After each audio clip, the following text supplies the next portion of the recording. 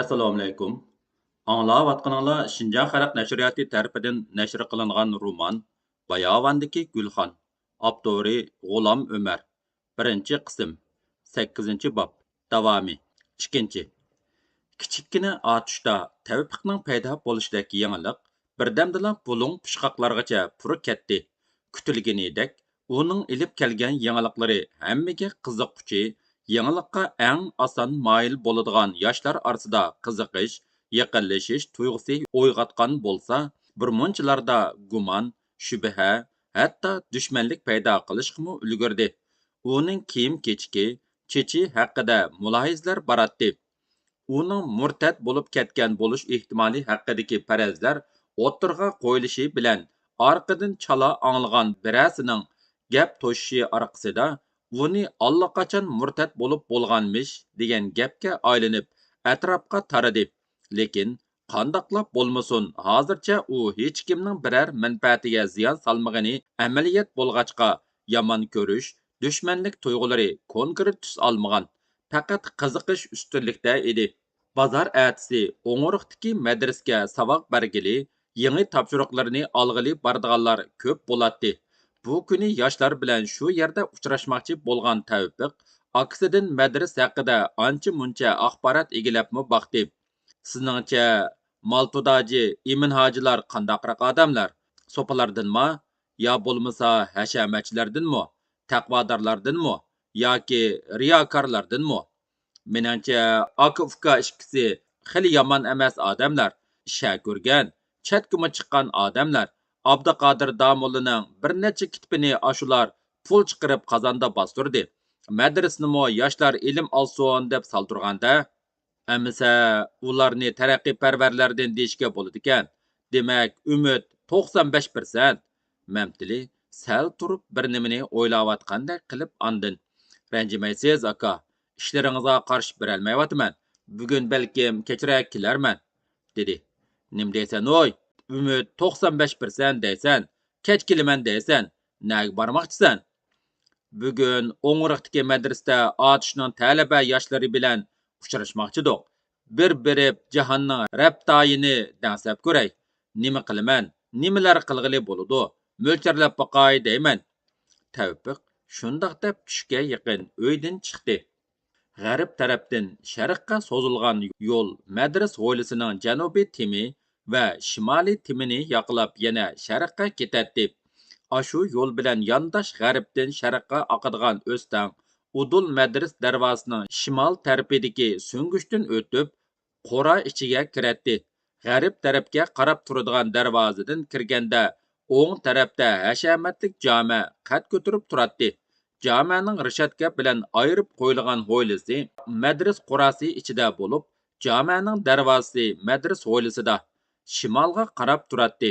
Sol tarafda taliblarning hujrasi bo'lib, darvoza tuvidan shimoliy tomgacha 5 eg'iz, shimoliy tomni bo'ylab o'qitish binosigacha 10 eg'iz, jami 15 eg'izlik hujra bor edi. Yo'l bo'yidan ayrilib kirgan o'stang jamining sharq tarafidagi rishatkani bo'ylab janubga burilib, madras hovlisidan chiqib ketadi. O'stangning hovla ichida janubga burilgan do'qmushidan tortib, madras maydonining o'ttirisigacha cho'ng ko'l bo'lib, hovlining sharq tarafida o'qitish binosi bo'lib, bu bino U shaklida g'arb tarafga maydonga qarab turadi. Hujralar bilan o'qitish binosining orlig'iga yana bir kichik darvoza joylashtirilgan edi. O'qitish binosida 4 sinf, qo'sh darizlik, 2 ishxona, 1 ambar, 2 dalon uy bo'lib, binoning oldi tarafi naqshlik peshayvon edi.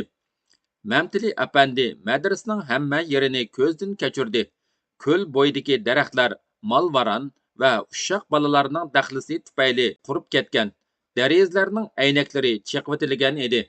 U obdan ko'rib bo'lib, ko'l bo'yiga kelib, sugat soyasida esini ilib turganda, yoshlar darsxondan chuvalishib chiqdi. Ular otishning xat savodi bor yoshlarining oldingi qatordagilar edi. Ularning orqasida ustozi Molla Aziz Damullammo chiqyotdi. Tavfiq ular bilan omonlashib, tonish bo'lganlar bilan o'zaro tonishgandan keyin Damullam qaytishga ijozat so'radi. Damullam, dars tugmagan bo'lsa, men malol qilib qo'ymagandiman. dedi Tevfik muloyimlik bilan. Yo'qsa, bemalol paranglashivering. Apandim, dars tugidi. Dars degidek nima ishlaysiz? Shu topshiriqni anglayman. Yangisini berman shu. Ishtiq. Sijil dars bergidek ahvolim yo'q. Balalar o'zimo yangi ilm talab qiladigan bo'lgan balalar bo'lg'achqa, menda bularning talabiga loyiq bir gap yo'q. Mana shundoq. Xo'sh, amsa, menga ijozat bo'lsa, sizlarga daxl bo'lmay amsa, dedi domollam. Mulla Iziz domollam ketgandan keyin Tavfiq sinfning ichini ko'rib beqish niyatini bildirdi. Ular bilan billa darsxonaga kirdi va Tavfiqning mijoz xulqi ochiq yo'ruq bo'lg'achqa, tuzut takalluflarga o'rin qolmaydigan bo'lg'achqa, tezla paranglari qizib ketdi. Bugun do'stlarining da'vati bilan Abdurahmonmu kelgan edi. Undan boshqa Tijandin Ahmad Maqsum, Abdug'fur Qunaji, bir navra inilari Sayfiddin, Livahiddin, Sho'ruxdin Muhammad Qari, Ablimid Qari, Sabitlar, Suntag'din ikki Muhammad Qari kelishgan edi. Tavfiq bu suhbatlardan nimanidir ko'ngliga pukatdi. Yoshlar bo'lsa butunlay uningga asir bo'lgan edi. Yoshlar uning rasmiyatchilikka aylangan quruq takalluflarni qilmasligi, sunniylikdan xoli bir xil chin yaqinlik bilan to'g'ridan to'g'ri hamda do'stona muomalasidan yeniklik his qilishdi. Bu hol hamma odamning qo'rinishlarini tarqitib o'tib, nima bo'lsa shuni dalaydigan kayfiyat yaratadi. U mushu so'rindila Muhammad Qari ismli yigitdan kuchi borligini bilganida yoshlarni kuldirib ko'ngillik chaqchaqlarni qildi. Biz tez fursatda uchinglarni aralashtirib o'tmaslikning obdan chorasini topamiz, dedi u. U yoshlarga ham chet ellardagi taraqqiyotlar to'g'risida so'zlab bersa, ham yoshlarning ruhiy dunyosini egallab, ularning orzu-armonlari bilan tanishib chiqishga muvaffaq bo'ldi. Bu so'rindan tarqagandan keyin yoshlar anglagan ajoyib-g'aroyib yangiliklar haqida har qaysi yurtlarda kishilarga so'zlab berganlarida o'zlarining qiziqish va ixlosini yo'shirolmadi.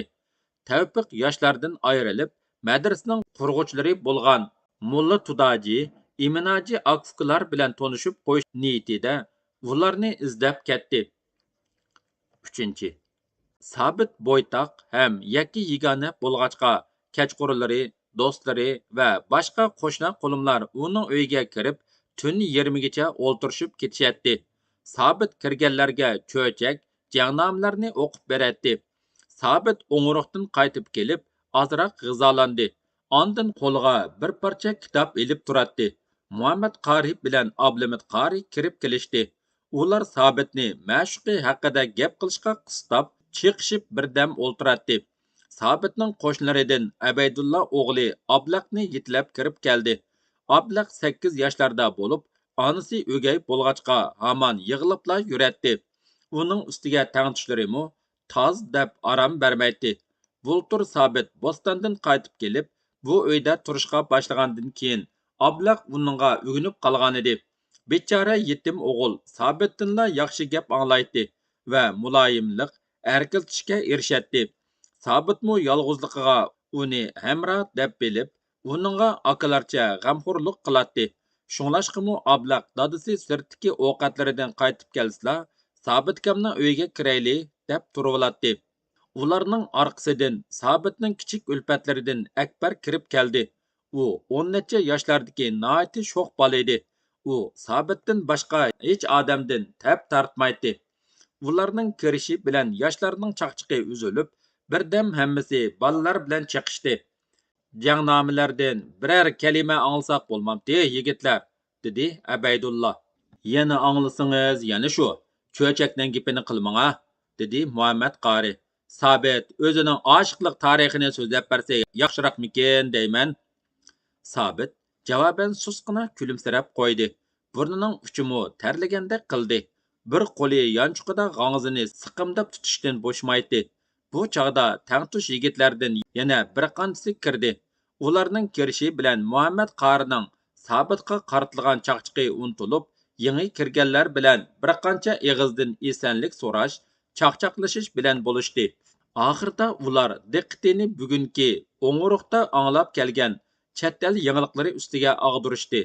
Bu mavzudagi parangning qiziqligi Avu kuni Ablimit qarilar buyamatga berib kelgan oqshomdimi bilingan edi.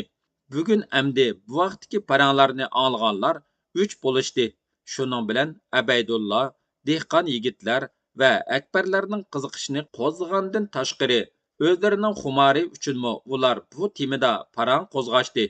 Ablimit qari Mamtili apandining nomini hurmat bilan tilga ilib, Mamtili apandi qaltis kishi ekanjima. Agar fursat bo'lib qolsa, akamga deb uni uyga taklif qilib, biror oqshom parangini olmasak bo'lmaydi, dedi. U kishi qiziqchimikan yo? Deb so'radi Abaydulla. Bu chaqda Ablaq uning quchqida mugdashga boshlagan edi. Qiziqchi desimi bo'ladi ekan, dedi Ablimit qari. Danishmand desimi bo'ladi ekan. Ish qilib, bu odamning parangini anglab qolgan odam yiroq ketolmayla qoladi ekan. O'zi shundoq ochiq, gaplari qiziq ham o'rinliq. U chatni ko'rgan anglaganlarni so'zlab berdimi? Nimasini aytsan? Yarim kun degidek paranglashdik, dedi Muhammad qari sal ko'ranglik bilan. Uning gapidan qaraganda uchoq deydigan bir nima bo'ladi ekan. O'zini to'mirdan yasagan, ichida o'ltirdigan ko'zlari bo'ladi ekan. 10-20 odamni elib uchalaydi ekan. Bir odam uni haydab xohlasa yuqori, xohlasa to'van qilib boshqaradi ekan. Ilgari Anjonga borganlar deb kelsa ishonmabdi ekanmiz. Qaraganda rost o'xshaydi. Ya hazrat, Xudoya tavba danglar, bolalar, dedi Abaydulla. Ko'chaklardagi yog'och otni shundoq da'vatamdi nima? Rost gap. Men degandeklar dedi. Ishonmasanglar, mana sabit. Uningdan boshqami mo'jizlar oz emas o'xshaydi. O'qiganning xosiyati shu, deydi. Sizlarmi o'qiganlarg'u, Ablimit qarika, deb oqsoqollik qildi Akbar. Unchalik o'qish nimaga kerak qiladi? So'pi Allah yarni 10 yil yodlasangmi pichoq tutmaydi degina. Amsa ular nimani o'qiydi? U odam nasoralarning o'qishini demdigandi ya. Injilni o'qish kerak, yo bo'lmasa Tavratni o'qiydigan gapmikin? Hey, sizlar har nima davirslarda uning deyishcha pan o'qish kerakkan. Pan? Sabit undargandek bir ig'iz g'udung'ishib qo'ydi. Pan? Bizni kim pan o'qitdi? Pichoq yasashni kim o'g'itdi? Mamtili apandi bilamdikan yo? U odam bilmaydigan nima yo'qdak. Ugunib kelsimi kelgandi. U bak aqlliq odamdek qiladi. Ular davom qildi. Abaydulla qatorliq qo'shnilarning savoli bak ko'payib ketgachga, avu ikkalan olganlarni bir boshdan so'zlab berishga boshladi. Muhammad qari savol bilan oydinlashtirib turdi. Sabit bo'lsa jimjit o'ltiradi. Uning xiyoli pichoq yasaydigan fanni o'rganib olish bilan qanotlanib ketgan edi. Men dadamga deb pichoq yasaydigan ustaga shogird bo'laman. Ondan o'giz bo'yi uchib, o'gizlarga yeyib qo'ygan guliqoq, jigitlarni serib supurib mangaman, dedi kapsiz Akbar. U cho'nglar oldida bir kishilik gap yo'rg'iltib turadi. Muhammad qari angilganlarning hammasiga suhbatdoshlarini o'rtaq qilish uchun mo'jizlar haqidagi hikoyani davom qiladi. Bir uydak, bir uydimi cho'ngroq to'mir choqliq harvalar bo'ladi ekan. Bunda harvalardan 30-40ni bir-biriga chetib olib, so'rab mangdigan yana bir nima bor ekan. Buning ustiga bizning sho'roq, uch yurtning butun uy voqisini odamlari bilan qo'shib yuklab mangili bo'ladi ekan. Tov qildim. Nimaning kuchi yetadi uningga? Bu bir cho'chak o'xshaydi. Suv qaynagan chog'da chiqqan o'ning kuchi bilan mangadi ekan. Bu gapga hech kim ishonmadi. Ammo hayronligidan damiqib qilishdi. Ular burunmo savdogarlardan mushninga o'xshab ketadigan gaplarni anglaydi. Ammo u chog'larda buni faqat bir qiziqchilik uchun aytilgan gap bo'lsa kerak deb o'tkazitadi. Amdilikda bundoq gaplar ko'paygili turdi.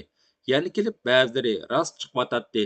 Masalan, ular konkret haqida anglaganlarida ana shundoq ishonmagan. Keyin bir qatim mashinani ko'rishgan edi. Osmonga taqashqili oz qoladigan uylar bo'ladi ekan.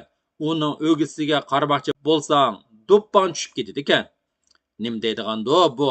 Qandoq undoq egiz o'giziga shoxpoq, o'tin yog'och qo'ymoqchi bo'lsa, qandoq tatib chiqirdi? Bizmi shuni so'radik. Shaharlarda o'giziga shox bosadigan ish yo'q-da, o'tinmi ketmaydi ekan. Uylarni suv bilan isitadi ekan. Heliqidak suvning huri bilan. Ha, so'zla ver. Baribir biz ishonmaymiz. Shaharning yo'llari tuzam siyliq, aynakdek parqirab turdi ekan, chang to'zimaydi ekan. Pitkisini o'zing qo'shib da'vatamsan, anglaganlaringning ayni o'zi shumi? Shuni deyman. Bir yurtni butun ustiga yuklab mangdigan narsaning borligiga ishongili bo'lamdi. Biz dastlab ishonmagan, qandoqlik qildi, bir nimalar qilib bizni ko'rgandinmi bak ishondiryapti, dedi Ablumat qari jiddiylik bilan. Muhammad qari yanada ishonmagandek bosh chayqab qo'ydi, biroq bir nima demadi. Sabit hammaning og'ziga qarab jim o'ltiratdi. Akbar o'zining balalarcha o'yiga kelganini deb qatordan qolmaydi. "Men hiliqi egiz o'ylarga hayronman", dedi Abaydulla. "Uyni undoq egisilib nima qiladi? Shaharlarda odam ko'p, yer qis bo'lg'achqa uyning to'pisiga uy silib, ashundoq osmonga chiqib ketadi ekan. Mushu biz xalqning balxonasiga o'xshash bir gapda, Qashqardimi ba'zilarning o'gizlarida uyi bo'ladi-ku, shundoq. Uning to'pisiga bir uymi solsin, uning o'gisiga yana bir nima solsin, silayversa chiqmoqda gap bor-da. Uningga chiqib chiqmay, shot qo'yib chiqamdi. Uning ichida palampay bo'ladi ekan. Undoq egizga har kuni chiqib tushmak oson gapmi? Qo'yinglar shu gapni. Yo rostu, yo yolg'on. Bir uy deganda qushdek qo'ndoqqa chiqib o'ltiraversa, qo'soq ochmaydigan gapmi? Suva kirmamdi. Uloqlarga halab-palab atkili tushmamdi. Bizni bularni so'rmadi demsan. Ularning boqadigan uloqlari bo'lmaydi ekan. Suvni ko'ldan yo quduqdan suzib chiqadigan ish yo'q deydi. Uyning oshxonasida suv tushadigan jumak bo'ladi ekan. Xuddi samovarninkidek burab qo'yslar tushidi ekan. Uning ichida tugmaydigan qandoq suv bor ekan? Ko'l bormikan yo? Ko'l bo'lsa-mu tugaydi. Suv yoqlab kelib, suv solmoq kerak. Ablumat qari osal bo'lgandek javob berolmay duduqlab qoldi. O'zining qandoqsiga mushundoq gaplarga shuncha oson ishinib qolganiga hayron qoldi. Ammo suhbatdoshlari uning yoqsini qo'yitadigandak emas edi. Taratga chiqsa qandoq qiladi? Yo bo'lmasa shalikdek o'gisiga chichamdikan, dedi Abaydulla. Xolasi uyning ichida bo'ladi ekan, suv bilan eqib ketaveradi ekan, deb uni qatdi Muhammad qari. Bunisi shalikdanmi o'taroqkan-ku. Pastga tushmoqchi bo'lsa, palampay bilanla tushmaydi ekan. Yana asansör deydigan bir nima bo'lmish. U bir necha odamni bir ilib chiqadigan yerigacha achiqib qo'ydi ekan. Ko'zni yumib ochqicha havoyi muallaqqa achiqib qo'ydi ekan. Xudoya tova, bu bir mo'jiz bo'ldi. Agar rost bo'lsa, asansör deganing qandoq nima ekan? Uni odam tortib chiqaramdi, uloqmi? Tok demdi, tak dedimi, bir nima bilan mangdiga o'xshaydi. Tok g'alati bir nima ekan. Anjonga borganlarmi ko'rib keptikan-ku. Uningda ham chiroq yoqili bo'ladi ekan. Odam qilolmaydigan ig'ir ishlarni qila oladi ekan. Shug'insi odam tutsa o'ltirib qo'ydi ekan. Rost, men savdogarlardan olgan, qarg'anda bu rost gap ekanda. Sabit, sen ishni o'tamsan qandoq? Nimishqa un chiqmaysan? Menma ish qilib men ashu apandi degan o'qishga qiziqib qoldim. Xudoyim nasib qilsa o'qisam deyman. Sabit to'xtab qoldi. Menmi o'qiytim, dedi Akbar. Sabitgan bilan billa o'qiytim-da. Endi ular Sabitning gapini cho'rdigan holda, shundoq o'qish bo'lib qolsa o'qish kerakmi qandoq? Bundoq o'qish musulmonlarga durust bo'lamdi yo'q? Mo'lalar ruxsat qilamdi degandek talash tartishlarni qilishdi. 9-bob. 1. Hay to'yt degichilar may iymi kirib qoldi. Kechqurunning mayin shamili bug'doyliqdan o'ziga xos puroqlarni ilib kelatdi. Kunduzlari bo'lsa issiqning taptidan oq yerlar ustida olvun vilildab ko'rinishga boshladi. Bu mezgil ichida Mamtili apandi akisining to'sqiniga qarmay, etizeriq ishlariga qarshib o'tkazdi. Tashmat bilan Egambardiga qiziq paranglarni silib bergach, bo'yoqchiligini qildi. Satrachlik hunarini ko'rsatib, uydagi bolalarning va nimkarlarning chochlarini ilibmi qo'ydi. Biroq u oxirgi hisobda o'zining zerikayotganligini his qildi. Har xil ushaq tushak parcha-purat ish bilan ömürni zoya qilish uning yurakini yemakdi. Bundaq yashab bo'lmaydi. Birər haqiqiy ish bilan shug'ullanmay bo'lmaydiganligini his qildi. Uningsiz hayotda na lazzat, na ma'no bo'lmaydi. Biroq qaysi haqiqiy ish bilan shug'ullanish kerak?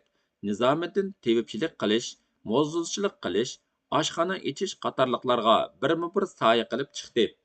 Ammo bularning hech biri uni qiziqtirmadi. Ajaba u mushundaq ishlar bilan shug'ullanib, faqat o'z jinini jon etish uchunla vatanga qaytib kelgan bo'lsa, u qaynam tashqin vaziyat ichida aldirab yashashni xohlaydi. Uning vujudida bir xil qiziq ham tinimsiz qon mavj uratdi.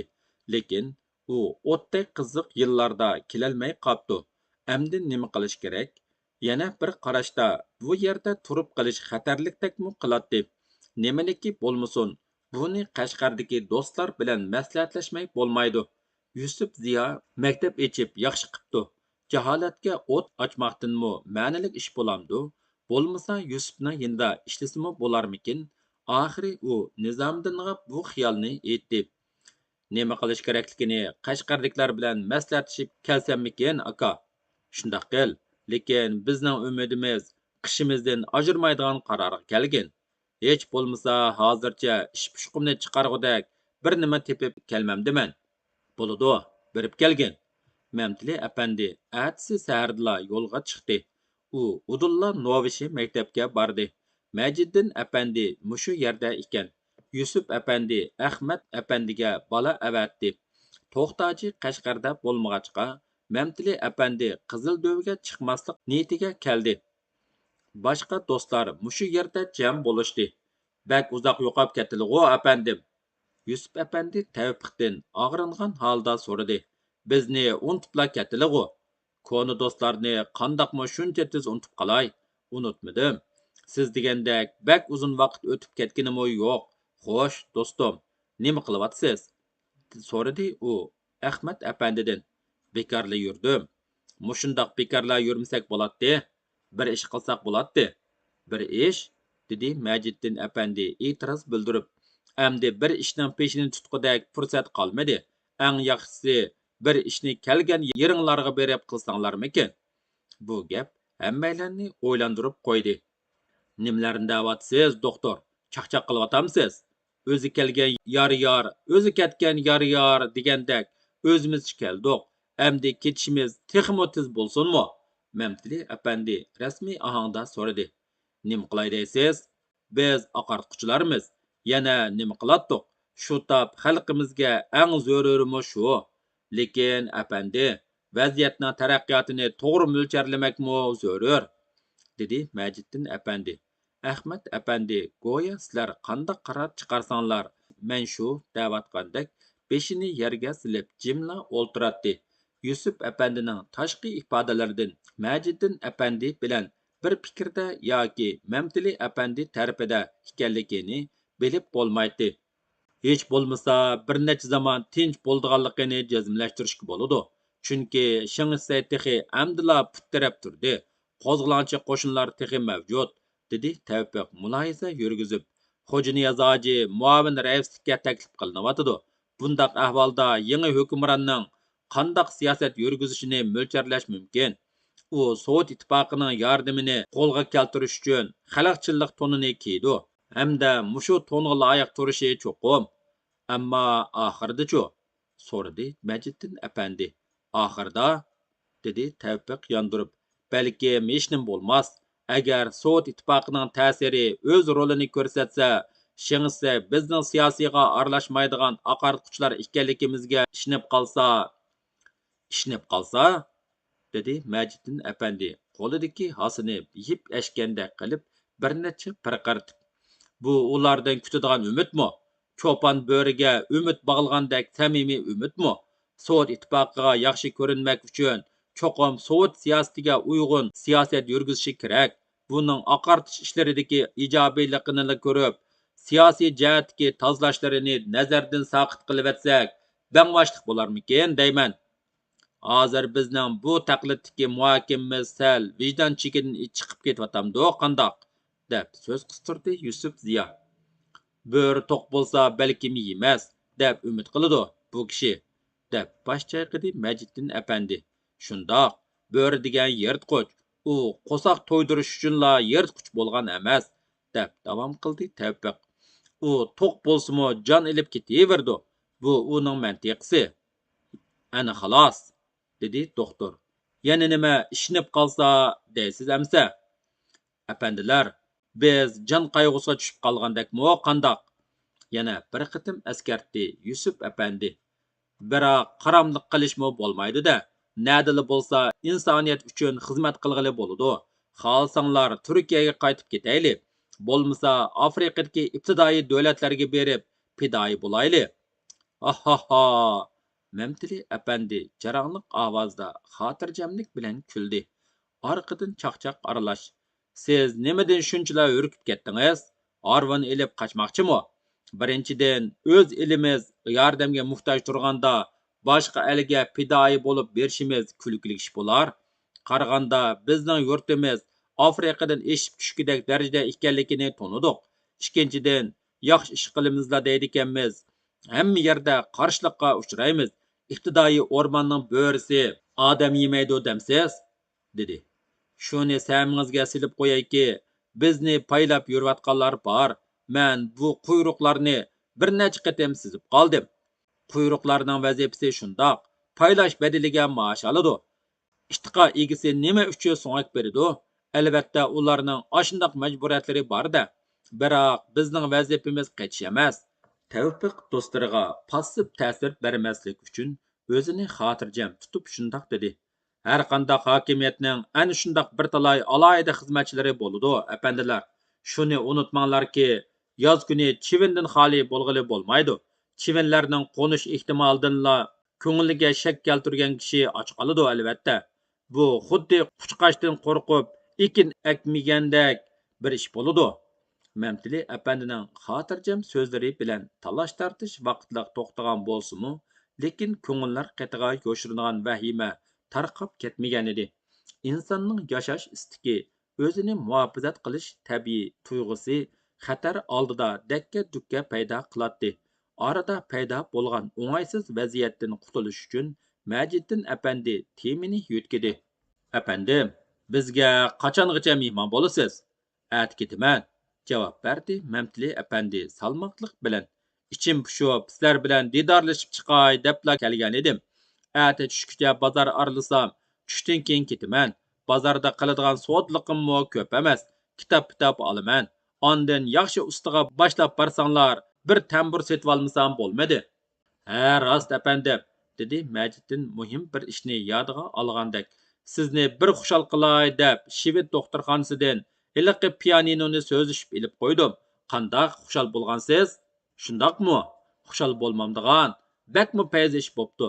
Men yana shu yerdan ozroq dori setib olmoqchi edim. Pianinoni shu chog'da ko'rib ilib ketarman. Undaq bo'lgandikin bugun menga qo'noq bo'larsiz. Rahmat, bova. Mamtili toza amroqligi tutqanda Majiddin apandiga shunda xitob qiladi. Yusuf Ziyoga qo'noq bo'laman. Muhimi uning bilan deyishadigan gaplar bor. Yana bir qatimda sizni ovora qilaman albatta. Tavfiq kechda Yusuf apandining uyiga qo'noq bozorga ketdi. Kechlik tomoqdan keyin ikkisi birdam ko'cha aylanib yurishdi.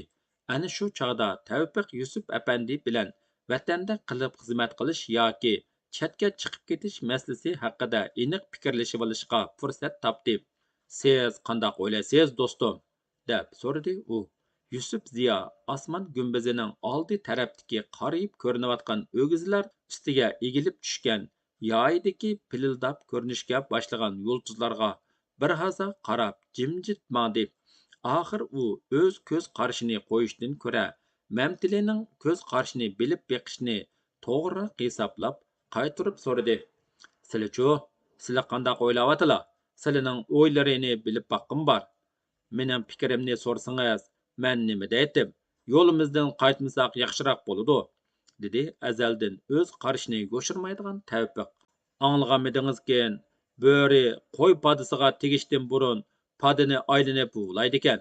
Agar qo'ylar g'ujmak bo'lib turaversa, Böre ularga çekilalmay padini aylını verirdiken, muşundaq vahime salardiken, biroq qo'y degan sodda maxluq bo'lg'achqa topning sirdikilar ichiga kirilishga urindi ekan, lekin baribir bir munchalarga sirtda turishga to'g'ri keldi-da. Biroq ularning hammasi o'z jinniningla qayg'usida bo'lg'achqa, hammasi o'z jinnini qo'g'dash halakchiligida podining markaziga qistilib, shuning bilan tartib buzildi ekan. Shu chog'da bir ikkisi o'zini boshqalarga qaraganda donoroq hisoblab, qechib qutulish eng yaxshi chora deb o'ylaydi ekanda, sirtqa o'lchilikqa qarab qochadi ekan. Bu bo'lsa butun podida soyasidan yurkish degandek vahima paydo qilib, hammasi har tarafga pitirab ketadi ekan. Mana bu bo'ri uchun eng yaxshi fursat ekan. Mamtili apandining talabbuzidan jiddiy kulimsirayotganligi bilinib turadi. Shundoq do'stim, biz ashu birlikni buzadigan birinchi qo'y bo'lmayli. Agar birimizla mushu buzilishga rozi bo'ladigan bo'lsak, pitirab ketish yuz beradi. Xotirjam bo'lsizlar, men hamon sizning fikrlarini qo'llayman. Garchi ahvol haqiqatan xatarlik bo'lsa-mu, bunisi tushunishlik, hammamizga ig'ir. Chunki bu hayot masalasiga berib taqiladi. Lekin hamma odam o'z jinining g'imida bo'lib ketsa, bu baxtsiz millatning taqdiri to'g'risida kim boshqa turdi? Mamtili apandi Yusuf Ziyoning qo'llashini qo'lga keltirgandan keyin sal xotirjam bo'ldi. Lekin ko'nglining cho'nqur bir yerida bir aromsizlik yanada terkishib turadi. Undaqda qiladigan ish to'g'risida nima qarorga kelyaptilar? Men bilan billa novishda ishlasizlar. Sizlar shoti bo'lsizlar, men yandoq bo'lay. Qandaq deylar? Rahmat. Men bunimi o'ylamadim emas. Muhimi hammamiz ketmaydigan qarorga kelib olsak bo'lg'ini. Boshqasi o'z-o'zidan hal bo'lib ketadi. Qiladigan ish to'g'risida ko'nglimga yana boshqa fikrlarmi kechyotidi. Men bir qarorga kelib olay, do'stim. O'zlari bilsizlar. Hammamiz bir yerda bo'lsak-ku, bak bilan ish bo'ladi. U atsi Yusuf apandining hamrohligida bozor oraladi. Avval Hitka jamoasi oldiga kelib, tunigun ko'ngliga pukib qo'ygan kitoblarni setib olishga oldirdi.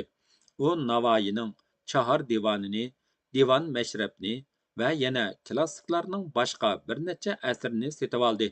Undan boshqa Abduqodir Domollamning Qozonda nashr qilingan Sarf Nahvi, Nasihatul Atbal qatorliq kitoblarni setib oldi.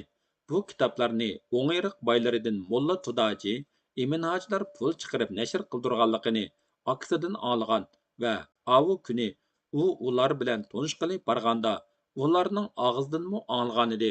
Sarf Nahvi, morfologiya, sintaksis, Nasihatul Atbal, balalarga nasihat. Ondan bultur Qashqarda nashr qilingan Erkin Hayot gazetini ko'rib qilib, unimi setib oldi va bu gazetning Qutlug' Hojim Shavqiy muharrirligida chiqqanligiga diqqat qildi-da, Yusuf apandiga qarab, hozircha mushular yetadi, dedi va jiddiy turda, gazet Qashqarning bugungi ahvolida mo'lcharliksiz buyuk ish. U bir inqilob. Bundaq bir ishning bo'lishi odamni bak muxursan qiladi. Siz Qutlug' Hojim Shavqiy bilan tanishmamsiz? Deb so'radi qo'lidagi gazetni pulanglatib qo'yib. Tanishman, dedi Ziyo.